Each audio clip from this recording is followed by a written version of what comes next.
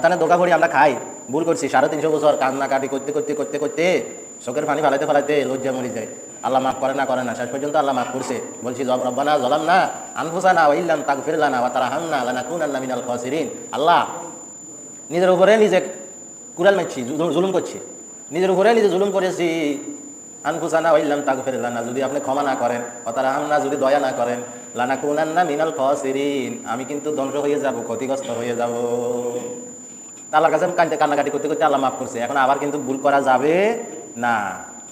ভুল করে ক্ষমা চাইছে, কিন্তু ইবলিস শয়তানে ক্ষমা চাইছেনি কর না চাই, হাতে গাড়ির হাতালি করছে। তা আমি অনেক বড়টা, আমি আগুনের তৈরি, আমার অনেক উঁচা ইজ্জত আছে, তোমার বানাইছে কাদা মাটি, তুমি ক্ষমা চাও, আমি চাইতাম না। সে আল্লাহ লগে একটু অহংকার করছে। আল্লাহ তোমাকে কিসে বারণ করলো? অহংকার করার তো সাজে না তোমার জন্য, কারণ তোমার আমি সৃষ্টি করছি, আদমেরও আমি সৃষ্টি করছি, আমি যা বলি তা। তুমি আমার সঙ্গে অহংকার করার এই সাহস কীভাবে পাইলে? এখনও সে নত হয় না, আল্লাহ এটা দেন, এটা দেন, এমনি করেন, এমনি করে, আমার কেমন পর্যন্ত হায়াত দেন, খানা দেন, সব দিছে, কিন্তু জান্নাত দিছেনি, জান্নাত দিত না। ইবলিস শয়তানে জান্নাত নাই। কিন্তু যে নরম হয়েছে, ছোট হয়েছে, আল্লাহ যত বড় করিয়ে বানাইছেন, যত শক্তি দিয়েছেন, আল্লাহ আপনি তো আমার সৃষ্টিকর্তা, আপনার কাছে আমি সালামদার। আপনি যদি আমার দয়া না করেন, ক্ষমা না করেন, তাহলে আমি ক্ষতিগ্রস্ত হয়ে যাব।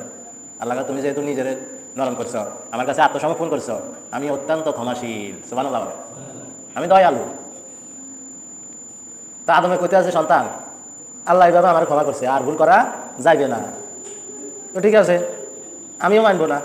কাবিল বলতেছে আমি তাহলে মানতাম না। সে এক পর্যায়ে বলল যে হাবিল, তুমি যদি এভাবে না করো, তাহলে আমি তোমাকে হত্যা করবো।